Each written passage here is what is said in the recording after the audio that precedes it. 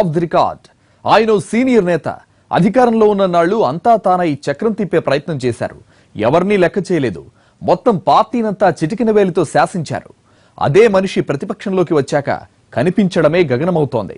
సొంత పార్టీలోని ప్రత్యర్థులంతా ఏకమవడంతో ఆయన సైలెంట్ అయ్యారా?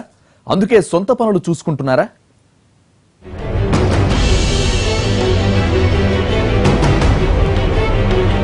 దానం నాగేందర్ మాజీ మంత్రి.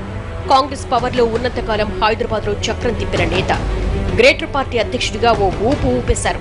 అటు మంత్రిగా ఇటు పార్టీ అధ్యక్షుడిగా అడ్డు లేకుండా నడిపించుకున్నారు. అలాంటి దానం కొంతకాలంగా కనిపించడమే గగనమైపోతోంది. ఢిల్లీ నుంచి ఎవరైనా సీనియర్ నాయకుడు వస్తే ఆయనకు నమస్కారం పెట్టి వెళ్లిపోవడం తప్ప పార్టీలో ఇదివరకట్లా యాక్టివ్ గా పనిచేయడం లేదు. గాంధీ భవన్ లో జరిగే డెత్ డేలు, బర్త్డేలకు మాత్రమే హాజరవుతున్నారు దానం.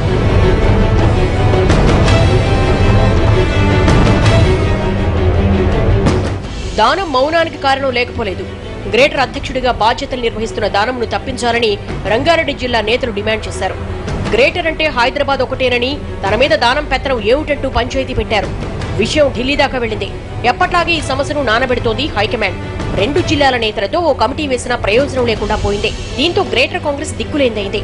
దానం పెత్తనాన్ని వద్దంటున్న రంగారెడ్డి జిల్లా నేతలు సైతం పార్టీని పట్టించుకోకపోవడంతో కార్యకర్తలకు ఏం చేయాలో అర్థం కాక తలలు బాధేసుకుంటున్నారు. రంగారెడ్డి జిల్లా లేని గ్రేటర్ పదవి తనకు అవసరం లేదన్న దానం అప్పటి నుంచి పార్టీతో అంటి ముట్టినట్లుంటున్నారు. ఆ క్రమంలో ఆయన టీఆర్ఎస్ లో చేరుతున్నారనే వార్తలు కొంతకాలం హల్చల్ చేశాయి.